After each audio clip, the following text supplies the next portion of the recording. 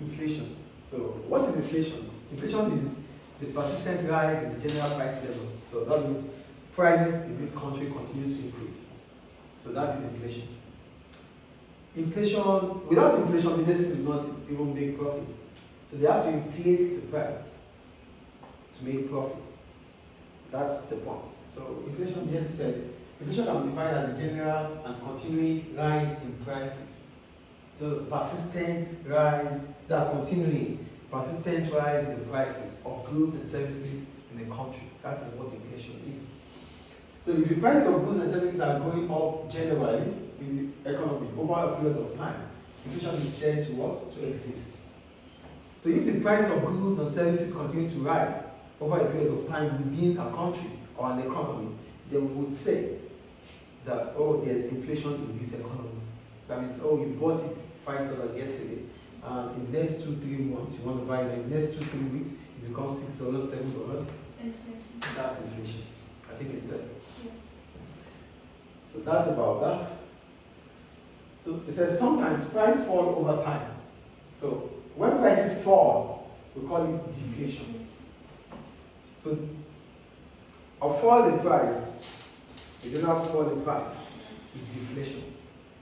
An increase in price level, Inflation. continuing increase in price level, inflation. I think both of them are clear. Great. However, deflation will also be used to describe the slowdown in the economy. In period where aggregate demand is falling, aggregate demand in the economy, that is the total demand. So before we go into this, most of the time, inflation would be as a result of increase in aggregate demand. What do I say? Increase in aggregate demand. That means the total demand within the economy, the sum of the demand in an economy, that's aggregate demand. What you are buying, what I'm buying, what everyone is buying, that's aggregate demand. So if the demand for goods and services continues to rise in a country, then the possibility of having inflation is there. Is it clear? So if aggregate demand is falling, then that would be deflation. That would lead to deflation. Is it clear? Is it clear, please? Yes. So yeah, deflation is the term used to describe a fall in average prices. We talked about that already, okay? However, deflation may also be used to describe the slowdown in the economy, a period where aggregate demand is falling. Aggregate demand in the economy is the total demand from consumers, businesses, the government, and foreign buyers, but excludes the demand for goods purchased from overseas, imports.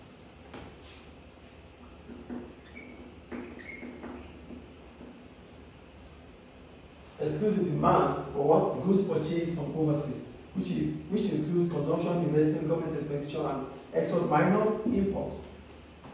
So you're going to take imports away whenever you're talking about aggregate demand. You exclude what? Imports.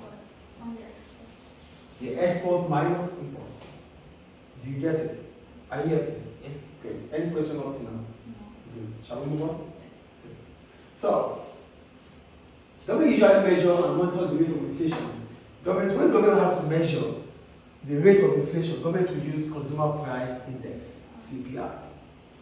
So we need to understand how inflation is happening and what is the rate of inflation in this economy. We use the Consumer Price Index. So here they said, inflation is measured using the Consumer Price Index, which is the CPI. It's a measure of the average price calculated from the same period information. So for this whole year, we need to get the information of the food basket, that's goods and services in this economy for this year. So every month, the government records the prices of about 600 goods and services purchased by over these families. And average monthly prices is then worked out from all the information gathered. This average price is then converted into the index price, or the index number. So these allow comparison to be made between two different periods. So why are we comparing? We want to compare the rate of interest this year based on that of last year, which is the base year. Do you get it? If you have to put the basket of goods for this year to understand the index, we want to compare it with the price of last year. Do you understand the point there? Any questions about that? No. Shall we move on? Yes. Okay. Thank you. So we go to the types of inflation. So before we go to type of inflation, I already said what inflation is, right? Persistent rise in the price of goods and services or the general price level within an economy over a period of time. So we have three types of inflation. So the types of inflation is based on the types of inflation is based on the causes of inflation. Do you get it? The reasons for inflation are the types of inflation. So we start.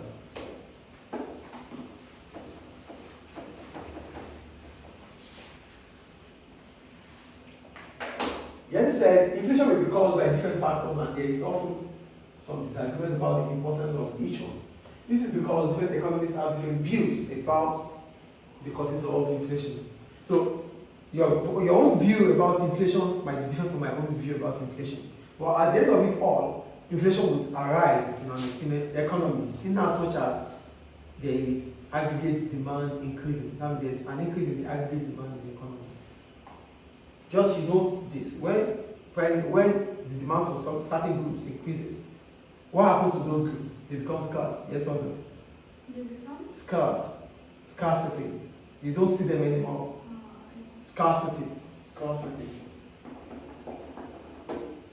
When the demand for a certain product increases, you have to start queuing to get them, yes or no? So at that point in time, what happens to the price of those goods? Inflation. They increase, yes, inflation. Do you get it? So we start with demand pull inflation. Demand pull inflation. So the price level increases because the aggregate demand in the economy is not rising. So the demand is more than the supply in the economy. Do you understand what demand pull is here? Consumers' demand for goods and services continue to increase in the economy. This makes the price of the product increase. They need more and more and more. So that's the only time firms can maximize profit. Because at that point in time, the price of those goods becomes price inelastic. You're going to get it. We did it already. But when we're doing the past papers, you understand what the elastic and inelastic is. So if prices increases for goods that are price inelastic, you will make more profits. Because no matter what price you sell, consumers will be willing to pay.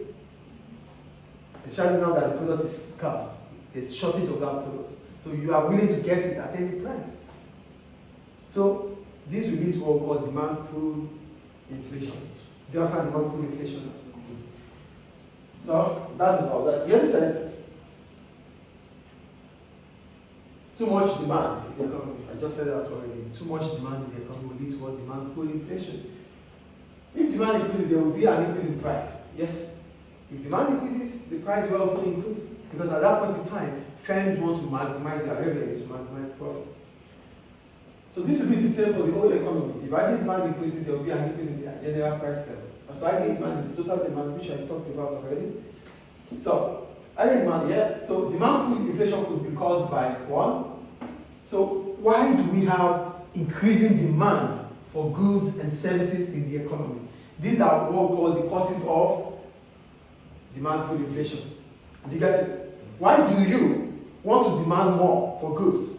Why do you feel like getting more for goods and services? There are reasons for that, yes or no? Good. So let's start the first one. Rising consumer spending in the economy by tax cuts or low interest rates. If the income tax reduces, if government reduces income tax, it means your disposable income will increase. So as soon as your disposable income increases, that means disposable income is the amount of money you can save or spend. So as soon as income tax reduces, purchasing power would rise. You have more money to buy goods and services.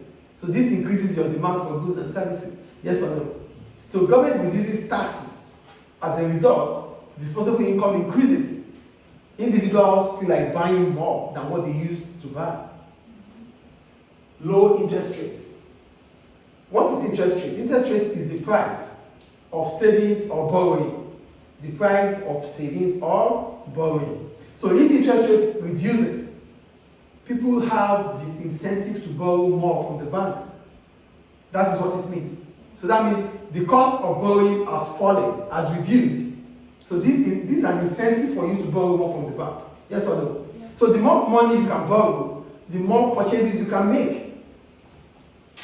So do you get the first reason here? So low cuts in taxes, low interest rates would increase demand for goods and services in the economy.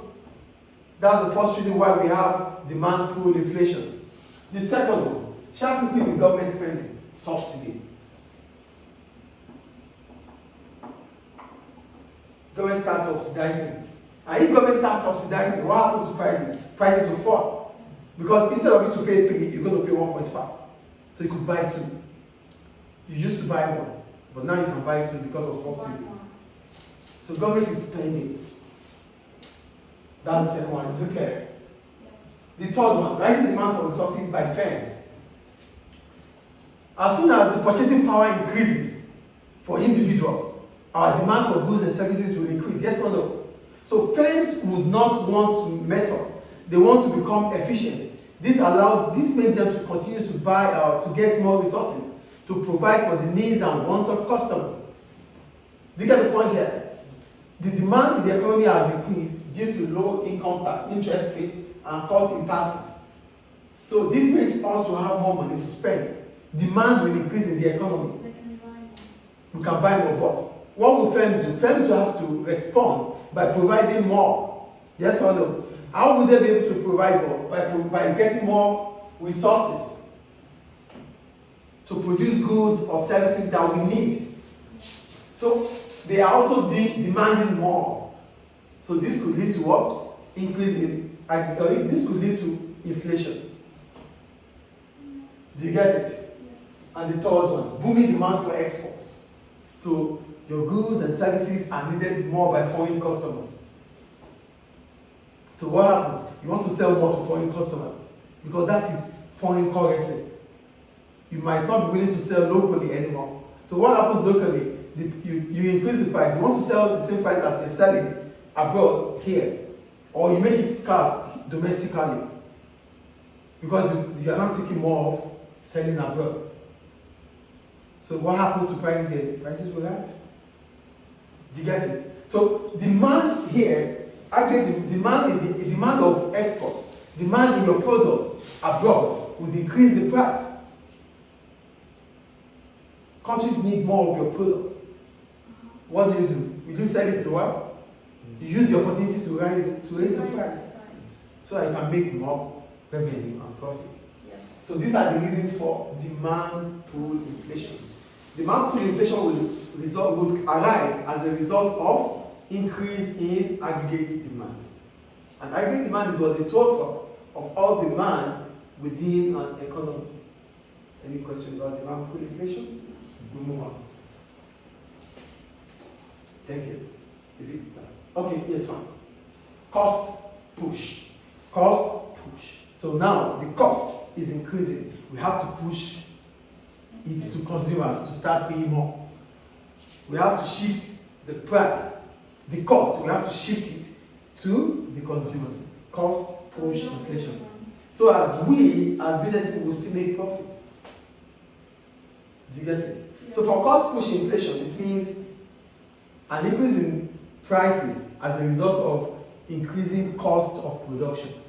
An increase in prices as a result of what? Increasing cost of production. That is cost push inflation. So they said when businesses are faced with rising costs, they put up their prices to protect their profit margin. As a result, inflation is caused. Scroll down, please. For example, the retailer buys goods from a supplier for £10 per unit. The retailer then had 10% of the cost to get the selling price. This is this amount. Okay. So the retailer has increased the price of the products